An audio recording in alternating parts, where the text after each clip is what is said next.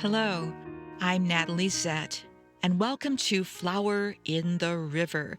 This podcast, inspired by my book of the same name, explores the 1915 Eastland Disaster in Chicago and its enduring impact, particularly on my family's history.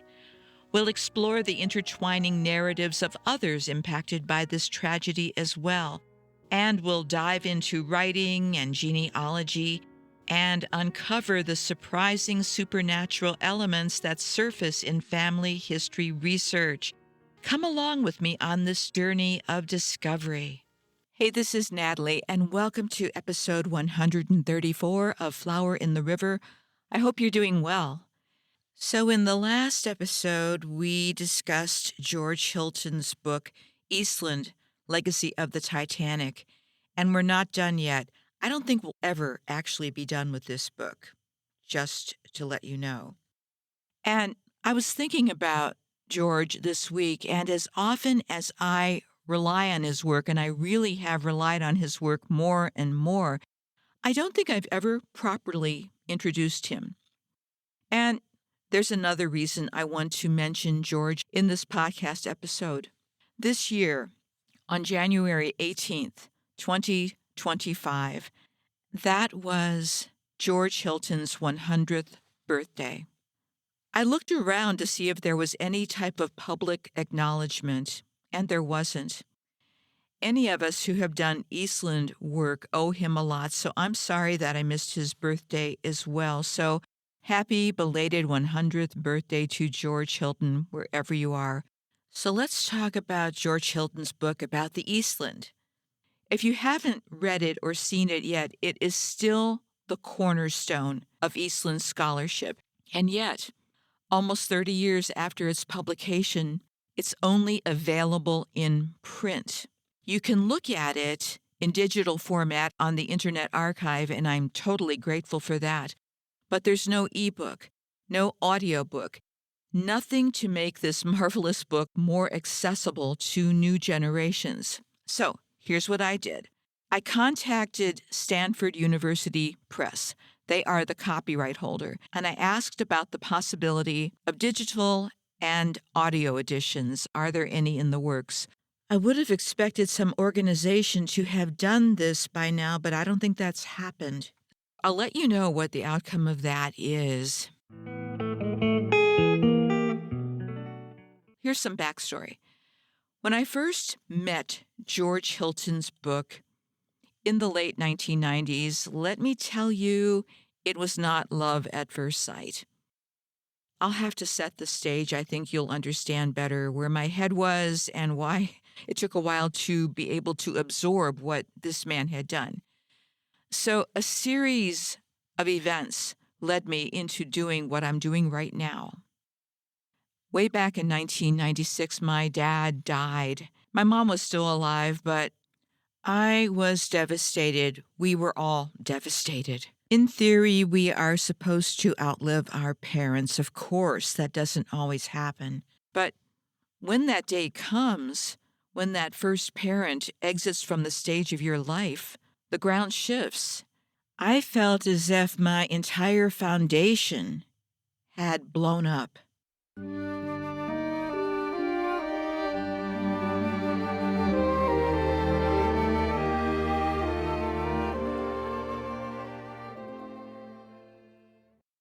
The funeral was in Cleveland, and a week later, I returned to Minneapolis, St. Paul. And fortunately, I have a strong community of friends up here that are a lot like family. I had no family nearby, at least that's what I thought, and my closest relative geographically was in Chicago, and that was my mom's older half-sister. At that point, she was in her 80s. I didn't really know her. I'd only met her a few times, and my mom herself had only met her sister and her older brother just a handful of times in her life. Here's why that happened. Their mother, my grandmother, left her older children in Chicago to live with her own mother, my great-grandmother. This was my grandmother's second marriage, and her first husband died rather mysteriously. That's another story. My grandmother, in the meantime, relocated hundreds of miles away to Johnstown, Pennsylvania, to marry my grandfather, fortunately for me. And so my grandparents had my mom in 1931, and just 3 years later, my grandmother, still in her early 40s, had a heart attack and died. And that tragedy pretty much severed the connection to Mom's Chicago family.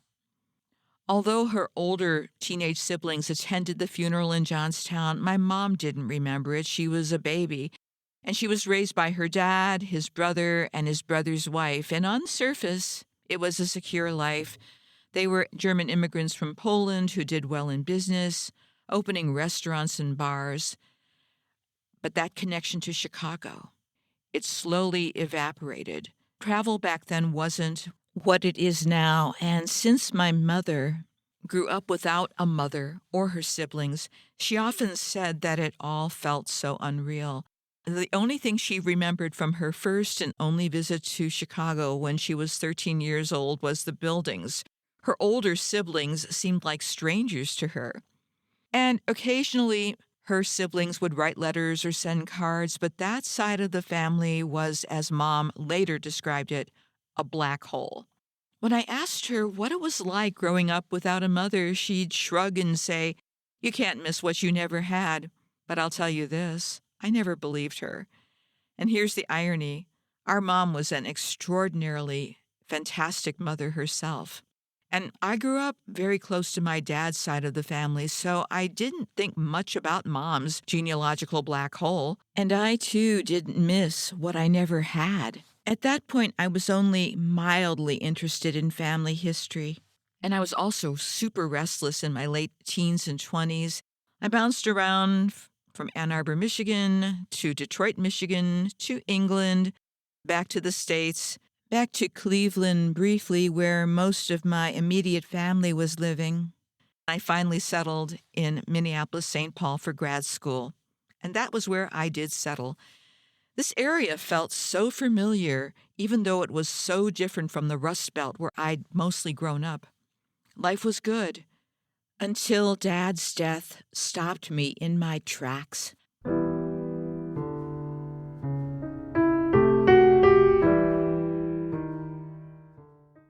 About a year and a half after my dad's death, I got a surprise in the mail. A document from my mom's sister in Chicago. I had no contact with my Aunt Pearl, so to suddenly receive a 38-page typewritten manuscript from her was shocking, to say the least. She included a note explaining that this was my maternal grandmother's genealogical record, our family history. Pearl, then in her 80s, wrote that if she didn't write it all down, the history would be lost. She'd already shared it with other relatives who ignored it. And she sent it to me because I was her last resort. And she wrote, "I heard you are a writer now." And then she added, "Please do something with this." So there I was, feeling like I was already gutted. And now suddenly a branch of the family that had always been this massive black hole was overflowing with names and biographies. And a woman I barely knew was asking me to take it on. Honestly, at first I thought I'm not in a state to take on much of anything. However, that's when my training kicked in. By then, I was an established journalist, freelance reporter, etc., for all sorts of newspapers and magazines.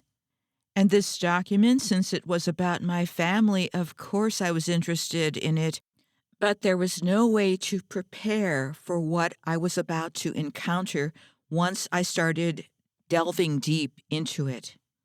I understood the words, but emotionally, I couldn't absorb it all. All of these names, these people, were related to me somehow. And yet, for the most part, I'd never heard of any of them. And yet, there was this one page. One story, just a few little paragraphs, but it leapt off that page. A story about my grandmother's younger sister who had died at age 19.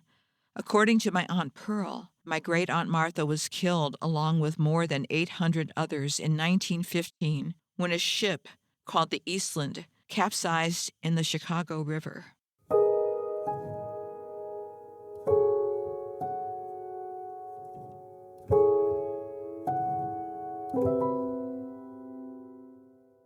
I looked at that and I thought, what in the hell? No way. I had always been fascinated with Chicago from the time I was a child, and I prided myself on knowing Chicago's history. But now, here was this incredible story involving a family member that I never heard of. Actually, I never heard of the story or the family member at that point. Well, I'm a journalist, so I started researching. I found a couple of books at our local library that mentioned the Eastland, but they only gave high-level detail.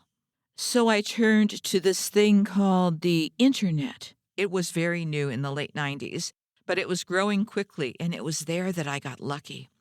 First of all, I found that somebody had written a book, a guy called George Hilton. So I ordered the book from Amazon, and I think I was expecting a storybook for adults, something that could help me make sense of all of this. And instead, when I opened it and just saw all the detail and all the footnotes and all the information and all the numbers, I was suddenly back in graduate school, and I felt that I had ordered the equivalent of Paul Tillich's Systematic Theology or some other massive tome by Rudolph Bultmann. I graduated from seminary, by the way.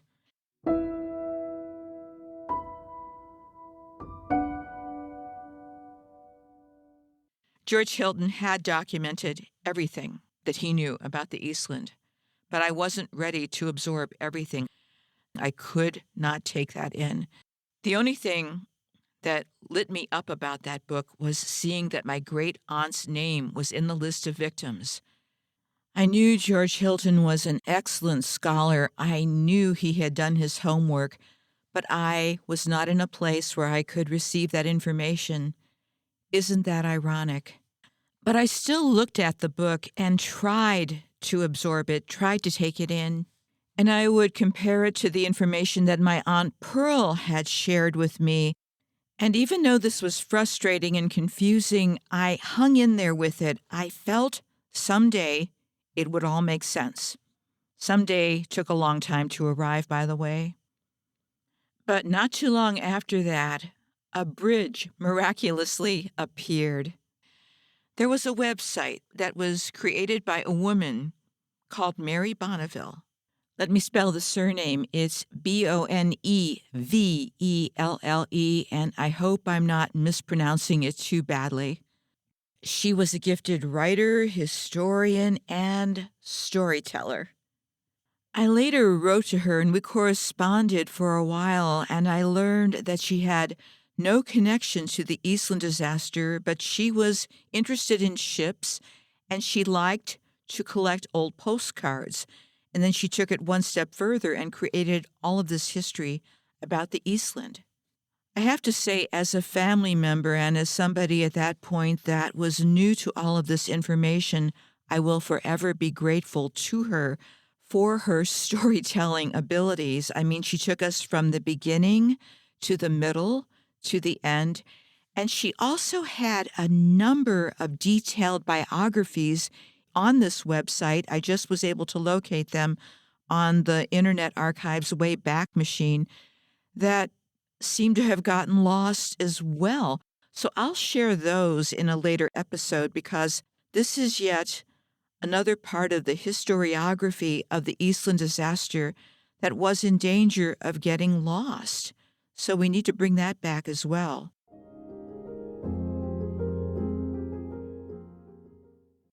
So I printed out the pages from Mary's website about the history and sent them to my mother, and she had a similar reaction.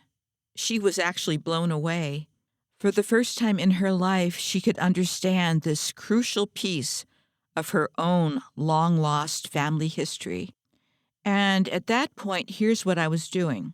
I was toggling back and forth between George Hilton's book and this website, and slowly but surely I was able to understand what happened. I'm not sure why Mary didn't continue with this project, but there are so many reasons that these things happen. However, she left a gift. And besides everything else she did, she told us where she got her information from. I took for granted that anyone working on a historical project would do this, but that has not always been the case. And that's been a huge challenge with researching the Eastland disaster.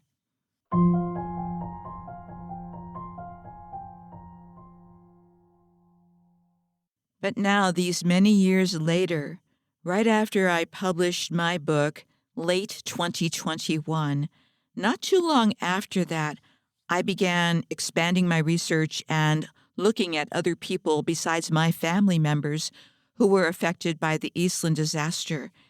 And when I saw how many biographies were missing, how much information wasn't there, I returned to George Hilton's book because I knew that I could trust his work and I knew that he did the best he could. It wasn't the only resource I turned to, obviously, but it has been a guiding light through all of this.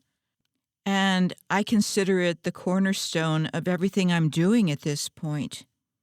Just last week, I profiled the biography of someone who was inadvertently left out of George Hilton's list of victims. But here's the thing. Hilton knew that his list was not complete, and he invited other family members, other researchers to contribute what they knew to his findings. Well, let's hear what George Hilton had to say.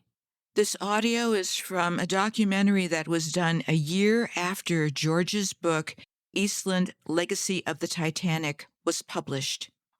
It is available on the Internet Archive, and I will give you a link to it so you can hear it in its entirety. This is George Hilton.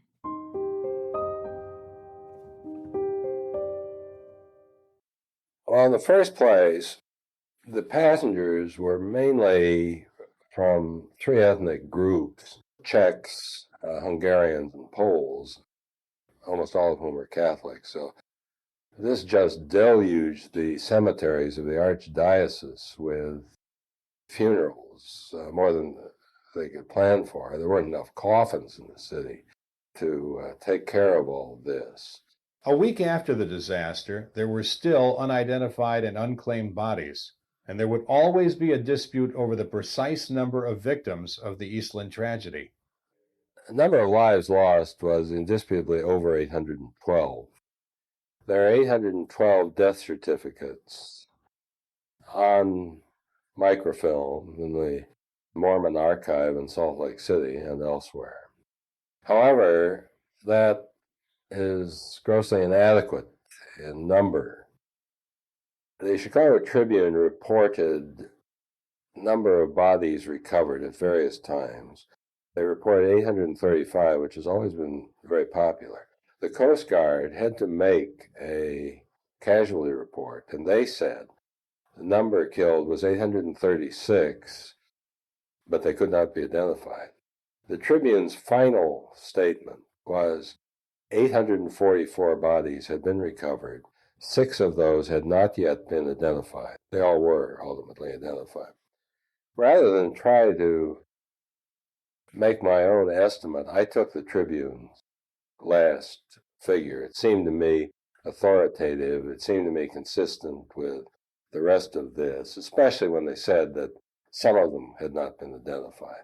Remember, when you're dealing with the Titanic or some other ocean disaster, you've got a passenger list. People took out passports. You know who was on there. Even on the Titanic, they're not sure how many people were killed within 4. Only the uncertainty. But something like this, where anybody could come aboard, there was no record of who the people were. It's very difficult to make a specific statement. I am quite sure that it wasn't 812. I think that is the number processed through the central morgue that was set up. When they identified a body, it was taken, or at least the person who had identified the body was taken to a room, the upper story, and the death certificate was made out. And that, I think, was 812. But a large number of bodies were taken to other mortuaries directly, and I don't think those were adequately counted.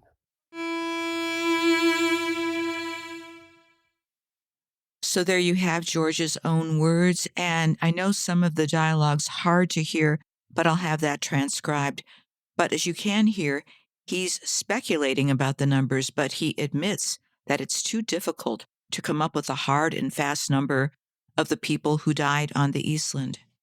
And as I was revisiting George Hilton's book, I thought, I really don't know you, so I wanted to pause here and introduce us to this enigmatic, brilliant man who accomplished so much in his lifetime.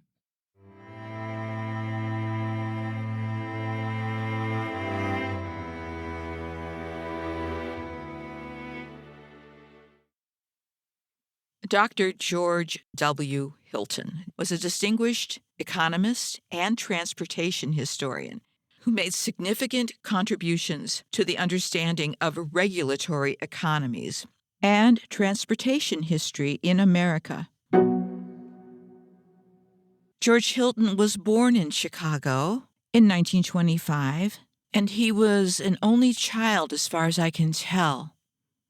His parents were Lucius Woodman Hilton and Lawrence Anderson. I often get to know somebody through their family tree, and George has a family tree on his father's side that goes way, way back. The family predated the Mayflower, as far as I can tell. Other family tidbits: George's paternal grandfather was a physician, and the family seemed very well established. Perhaps they were even wealthy, and they were originally from various states on the East Coast. Not sure why they ended up in Chicago. George's dad was a hospital administrator. His mother was a stay-at-home mother. So that's George's family. Highlights of George's life: he graduated from Hyde Park High School in 1942. His childhood experiences with transportation systems in Chicago provided him with practical knowledge that he later transformed into scholarly expertise. Hilton had quite the academic journey, beginning at Dartmouth College, that's in New Hampshire, where he excelled as a student and graduated summa cum laude, Phi Beta Kappa, with a bachelor's degree in economics in 1946. But that was just the beginning. He continued his education at Dartmouth, earning a master's degree in 1950. His academic pursuits then took him to the prestigious London School of Economics, where he studied from 1953 to 1955 before completing his PhD in economics at the University of Chicago in 1956. After brief teaching positions at the University of Maryland and Stanford University, Hilton joined the faculty at the University of California, Los Angeles, UCLA in 1962. He remained at UCLA for 30 years, teaching economics and transportation regulation till his retirement in 1992, when he became Professor Emeritus of Economics.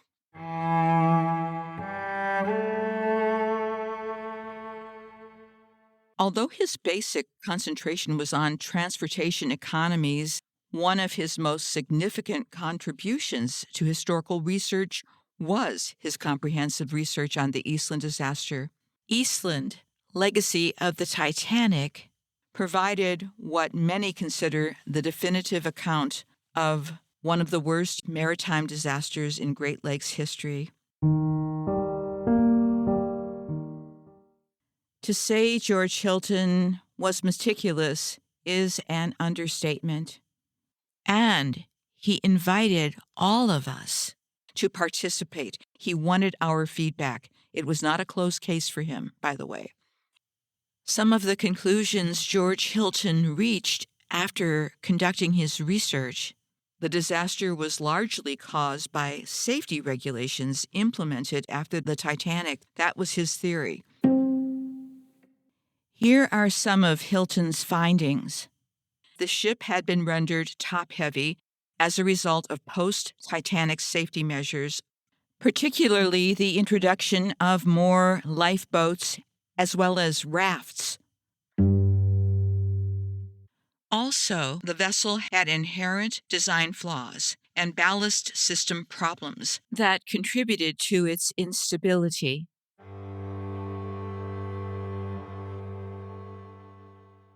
The chief engineer, Joseph Erickson, according to Hilton, became a convenient scapegoat, blamed for mismanaging the ballast tanks, although evidence indicated broader systemic failures.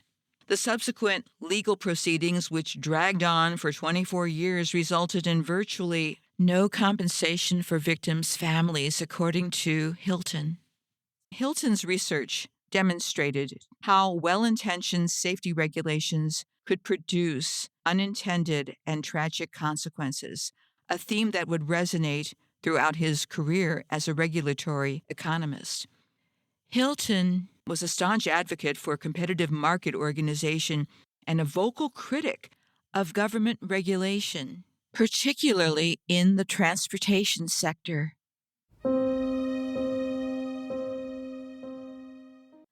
Hilton was also prolific, authoring 15 books and countless articles throughout his career. He spanned transportation history, regulatory economics, and economic thought, establishing him as one of the foremost authorities in these fields. And here are a few of his major works. Cable Railways of Chicago, published in 1954, his first major work published by the Electric Railway Historical Society. Another work was The Ma and Pa, a history of the Maryland and Pennsylvania Railroad. That was published in 1963 and revised in 1999 and considered by Hilton himself to be his best work, chronicling a 77-mile railroad he had long wanted to study. The Cable Car in America, published in 1997, was a comprehensive study of cable car systems in 29 American cities. And of course, there's the book about the Eastland Disaster, Eastland, Legacy of the Titanic. And now I want to read some of the obituaries and tributes to George Hilton.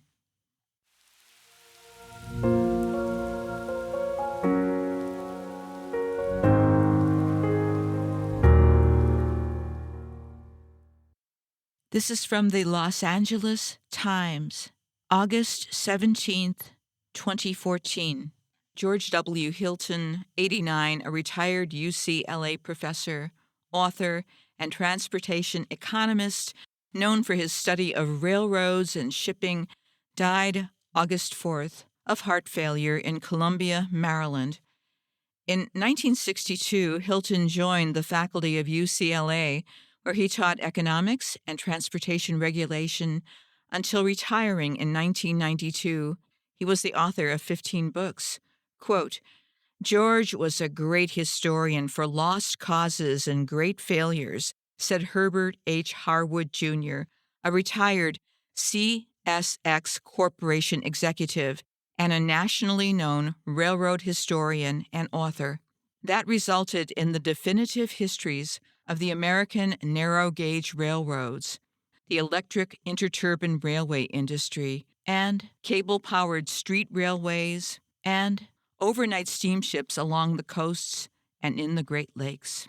In all of these, he was obsessive about detail, but then could summarize everything into a big picture, explained simply, directly, usually with a few memorable bon mots along the way, he said. He described the hilly, ever-curving Ma and Pa, for example, as the route of the screaming phalanges. One time we were talking about his legacy, and George said he didn't want to be remembered as an economist, but rather as a transportation historian, said John Teichmuller, a longtime friend who lives in Elliott City, where he is the coordinator of the Rail Marine Information Group. He had many dimensions to him.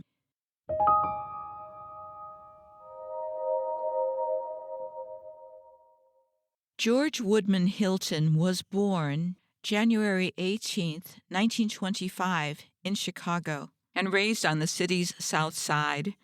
His father was a hospital administrator, and his mother was a homemaker. During his childhood, he became transfixed by trains and ships.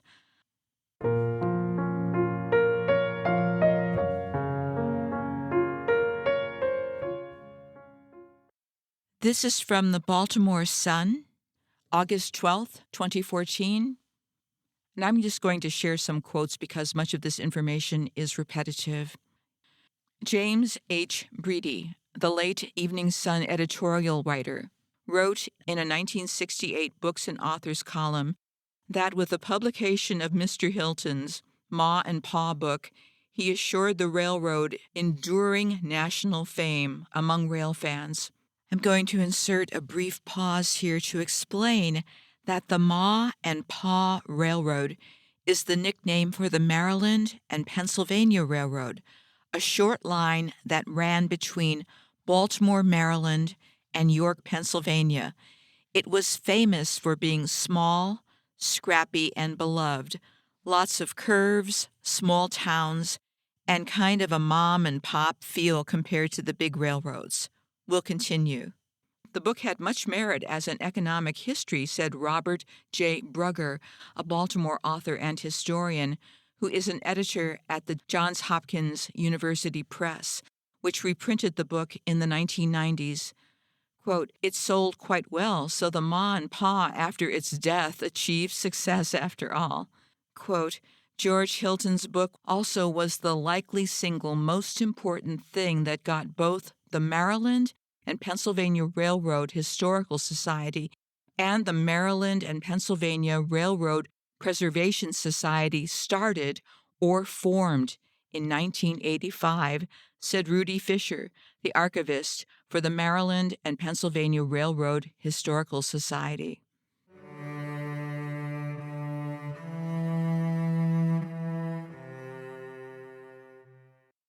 Another of Dr. Hilton's books was The Night Boat, which chronicled the era of overnight packet boats that once steamed on the nation's rivers and bays. The Old Bay Line's city of Norfolk commenced its last voyage April 13th, 1962, sailing from Norfolk, Virginia, to Baltimore.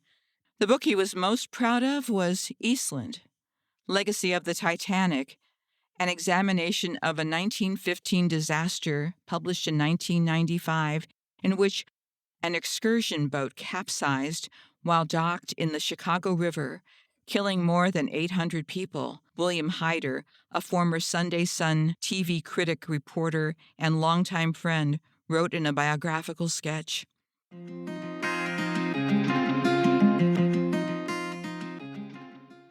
He was considered an expert on Major League Baseball. The Chicago White Sox was his favorite team and was the author of the annotated baseball stories of Ring Lardner. For years, his car's license plate was Sox 06.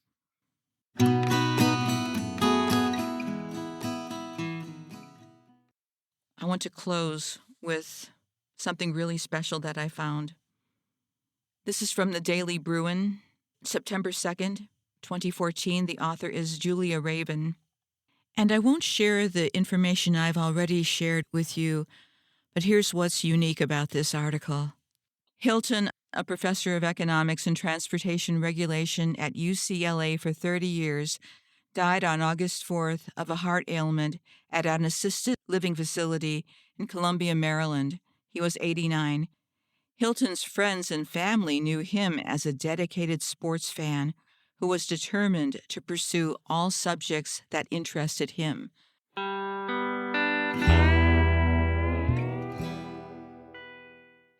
Quote, "You don't find many men like him," said his stepdaughter, Amy Stefan. "He was very honest, a man of his word." Once, when he was planning to write about the 1915 Eastland boating accident on the Chicago River that left 841 passengers dead, he went to everyone's grave to verify every detail. They didn't have the internet then, Stefan said. It was the only book written in that time about the disaster, and it was always a big achievement for him. His attention to the people he wrote about was mirrored by the care he gave to his friends.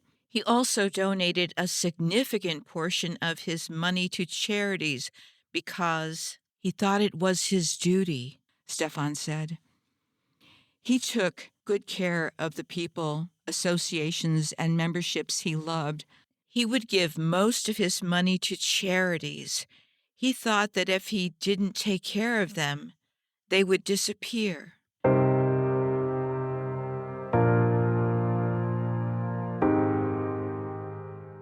Really, his stepdaughter, Amy, summed up his life, and when George said he took good care of people, I can't help but think if he hadn't taken such good care of the history of the Eastland disaster and the people, they too would have disappeared. And the fact that he went to every grave to investigate, to take a look at each one of those people. Wow. I wonder if he went to my great aunt's grave. I bet he did.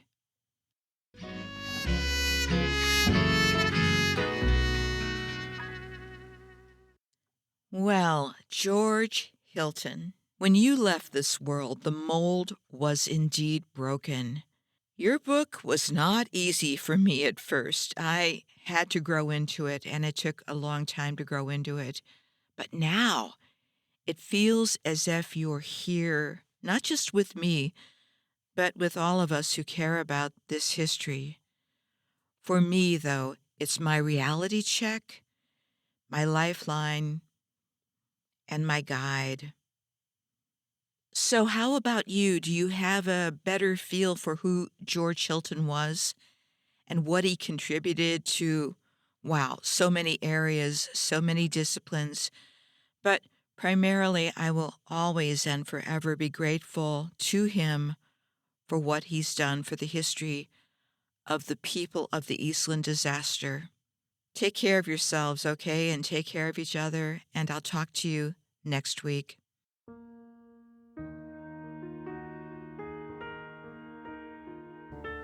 Hey, that's it for this episode, and thanks for coming along for the ride.